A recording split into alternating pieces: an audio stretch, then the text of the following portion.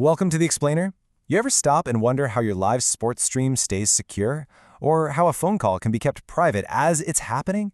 Well, today we're diving into Stream Ciphers. This is the kind of encryption that works in real time, securing data that just never stops flowing. I mean, think about it for a second.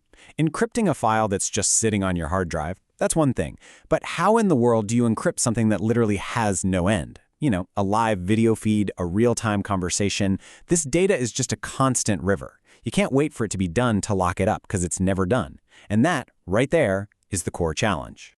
And the solution is actually this beautifully simple idea called a stream cipher.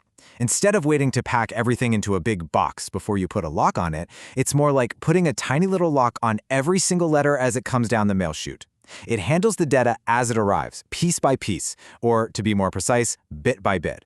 So how does this actually work in practice? Let's zoom in a bit and take a look at the basic blueprint for a stream cipher.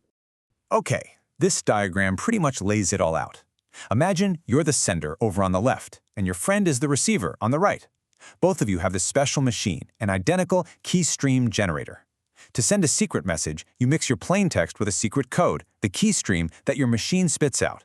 And because your friend's machine spits out the exact same code, they can use it to unmix the message and read it. Simple as that. Now, what's really fascinating here is the magic that's used to combine the regular text with that key stream. It's not some crazy complex formula. It's actually a simple but incredibly powerful and perfectly reversible mathematical operation. It's an operation called XOR, which stands for exclusive OR. And what makes XOR so perfect for this job is this one unique property. It's its own undo button. Seriously. If you use it once to scramble a message, you just use the exact same operation with the exact same key to unscramble it. It's perfectly symmetrical. You know, the best way to think about it is like a series of light switches. To encrypt, you take your data bit, let's say it's on, and you combine it with your keystream bit. If the keystream bit says flip, you flip the switch to off. If it says don't flip, you leave it on. Now, to decrypt, you just follow the same instructions again. If the keystream says flip, you flip the now off switch right back to on. You always end up exactly where you started. And this little table right here, this is the engine that makes the whole thing work. Just look at the logic. If the two bits you're combining are different, a 0 and a 1, the result is a 1. If they're the same, two zeros or two ones, the result is a 0. That's it. This super simple, predictable rule is what gives us that perfect reversibility we were just talking about. Let's make this real with an example. Okay, look at the very first bit of the plain text. It's a 1. And the first bit of the key stream? Also a 1. Since they're the same, the XOR rule gives us a 0 for the ciphertext. Now check out the second bit.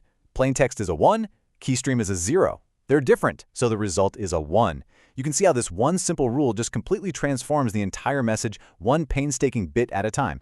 So here's the crucial point. The XOR process itself is simple. It's public knowledge. There is no secret sauce there at all. The entire security of this whole system hinges on something else entirely. And there it is. The whole game, the entire strength or the catastrophic weakness of this encryption boils down to just one thing: the quality of that key stream. Just how good is that sequence of ones and zeros that's being generated? So let's actually explore what that means. We can think about key streams on a kind of spectrum, from totally and completely useless all the way to theoretically perfect. Let's look at 3 different scenarios. First up, the absolute worst-case scenario. What if your key stream is just a long line of zeros? Remember that XOR rule? Anything combined with 0 stays exactly the same. So your so-called encrypted message is identical to your original message. You've basically put a lock on the door that doesn't actually lock. Useless. Okay, what about something a little better but still pretty terrible? What if the key stream is predictable, like it just repeats 1010 over and over again? Well, any attacker analyzing the encrypted data would spot that pattern almost instantly.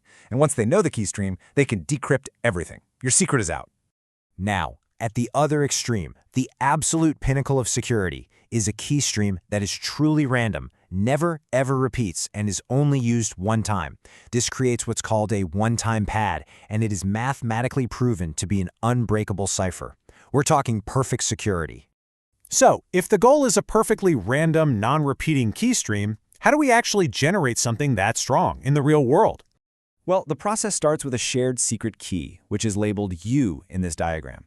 Think of the keystream generator as this machine with millions of different settings.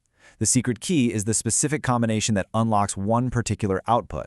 And since both the sender and receiver use the same key, their machines are set up identically, and they produce the exact same keystream.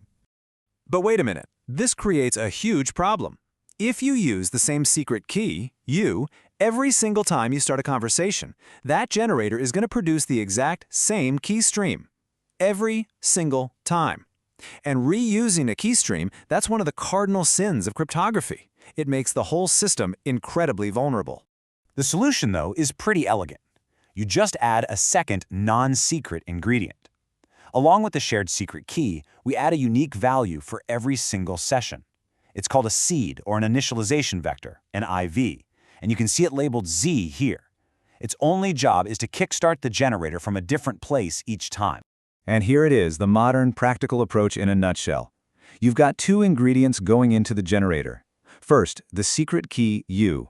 That's the crown jewels. It has to be protected. That gives you the core security. And second, the unique seed, Z. This can be public. It's just a starting point that makes sure the random-looking output is different this time. It guarantees that even with the same secret key, you never ever reuse a key stream. Okay, we have covered a ton of ground, so let's boil it all down to the most important takeaways. All right, to recap the big points, stream ciphers are perfect for encrypting data on the fly, and they use that simple and reversible XOR operation. Their security doesn't come from the method itself, but it lives or dies by how random and unpredictable the key stream is.